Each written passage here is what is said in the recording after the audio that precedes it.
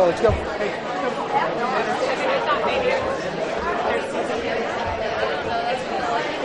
Michele Ostrander, the CEO and President of Service Dogs of America, is going to start the program here in just a few minutes. And then after that, we're going to be hearing from Ralph Reed.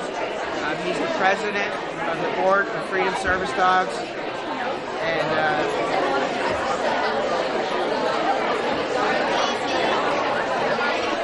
to retired Brigadier General Tom Scanlon.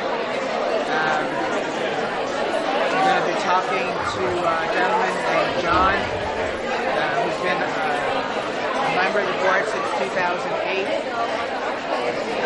And hear a little bit about that, his term.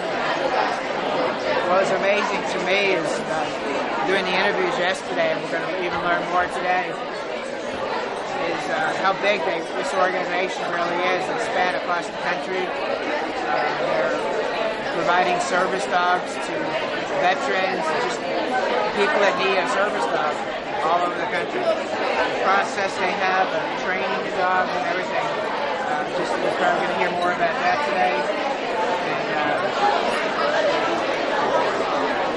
we're going to be hearing from John Hughes, who's going to introduce a guest speaker, Lauren Sanders, and her therapy dog, Chai. We're going to hear from John Hughes more. One of the things we're going to hear is they partner with many organizations, shelters, schools, community organizations, Clean on Prison program. They're also one of the 70-plus nonprofits that are part of or members of the R4Alliance.org. Here we go. I think we're getting started.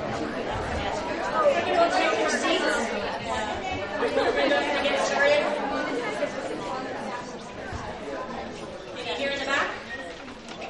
All right. Well, good afternoon, and thank you all for coming on this gorgeous Saturday. My name is Michele Ostrander, and I'm the new president and CEO of Freedom Service Dogs, and I am so excited to be here. So thank you for coming out to help us celebrate. I want to welcome the first graduating class of 2016. The stories that you will hear from the clients and the trainers will truly touch your heart. As many of you know, the mission of Freedom Service Dogs of America is to truly transform the lives of people with visible and invisible disabilities. We custom train rescue dogs for individual client needs. Our clients include children, active duty military, veterans, and other adults.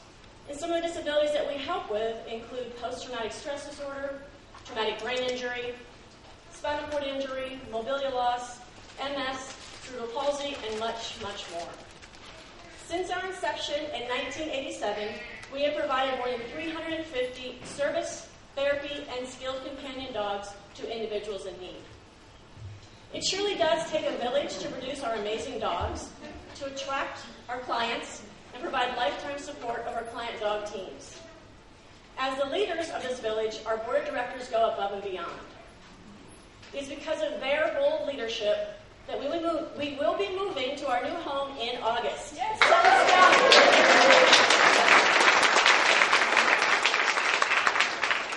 have a date from Tom, who's our construction chair, so we're moving. But it's because of their bold leadership that we have the capability, and we have been doing the fundraising to actually move and expand our services.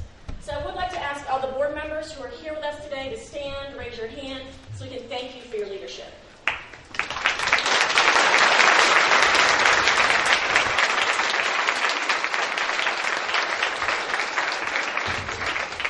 Thank you.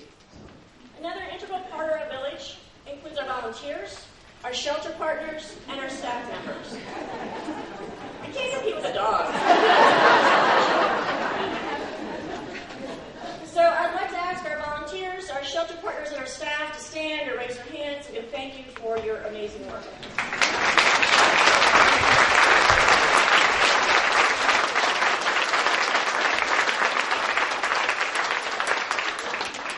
These are the folks that truly make that magic happen. And finally, our village would not be complete without our donors and our sponsors. I want to thank you for your generosity, your belief in our mission, your commitment to Freedom Service Dogs. We could not do this without you, so thank you for all that you do and you give and you support us to make our work happen. Now it's my pleasure to introduce one of our bold leaders and board members, Ralph Reed, who will be doing a special presentation.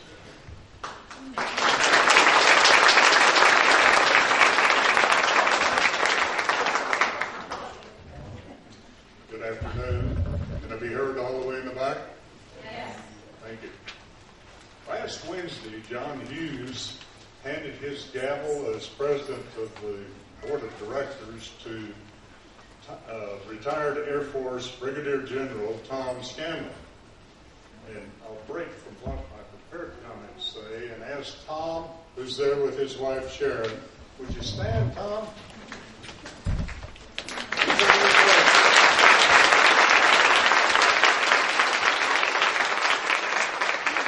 And before he sits down, John has asked me to tell all of you, if you have questions or concerns, see Tom.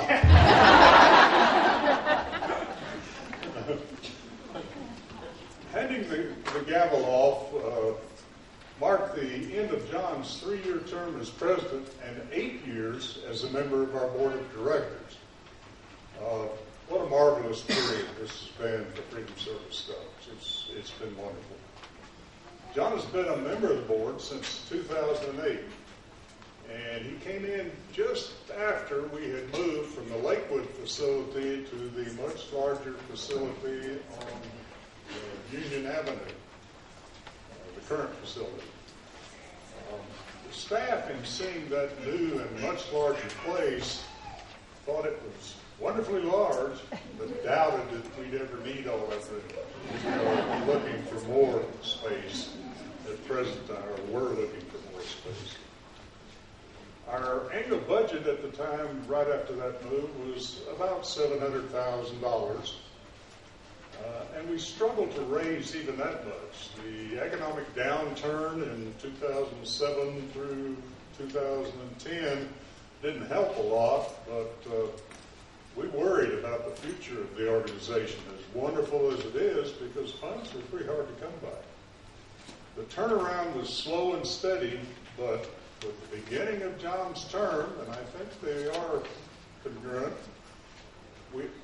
we have leaped ahead in our capabilities and our fundraising and in all areas. John has a very demanding day job. It requires many hours, and he's frequently traveling. But despite that, Freedom has prospered during his term. Time won't permit me to tell you all the things that have happened during his term as our president, but there are a few that I sure need to point out to you. From our old budget when he came aboard of around $700,000, last year our budget revenue reached nearly $3 million. Terrific. Since his time on the board in 2008, we've rescued 618 dogs and replaced over 200 service teams. The board has been tremendously strengthened. It now collectively makes significant financial contributions and thousands of hours of time in the various projects the board has. Under John's leadership, we weathered a pretty significant loss of staff leadership last fall. A search was made, and it ultimately resulted in the selection of Michele Ostrander, whom you heard from earlier, and she's our new president and CEO. And what a time to bring that talent aboard. She has tremendous skills as both a manager and an organizer. And if you see what we're trying to get done right now, which is get out our service dogs and our normal mission, but also raise money both for operations and for the capital work we're doing out at the new facility, and then the renovation that's going on out there is quite significant, and she's right in the middle of all that. She's doing a wonderful job for us. The most notable thing, I believe, during John's term has been the purchase of that new building. We looked all of 2013 and 2014 and evaluated over 70 different facilities, excluding that we could do them, and finally arrived at purchasing of this new place that has 22,000 square feet and is located on 2.5 acres of land in unincorporated Arapahoe County.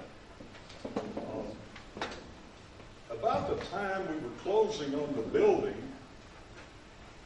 it was critical that we also purchased the adjacent lot, which was for sale directly to the north. At about the time we closed on the building, a competitive offer was made, and it was at an acceptable level, and had it been accepted, we wouldn't have had a viable tract of land here on which to put things. John personally bought that lot. And then when we got our funding in place, he turned it to Freedom Service Dogs. What's that lot going to be used for? It's going to be the well dog outdoor kennels and playground, and have the large portion of the trail where you can walk dogs, and it also will have the additional parking that's required of that building for us to occupy it by Arapahoe County. So we just flat couldn't have done it without getting that adjacent lot.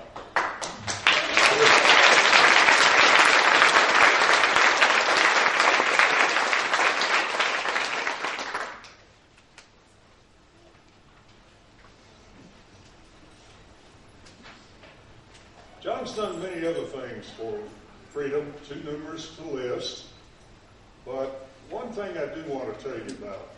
After the struggles in the early years, from 2008 up until, about a year and a half ago, we were really working to make the corner be turned. John's positive mantra at the end of every board meeting for the last year and a half, and he chooses different words each time, and I paraphrase them for you.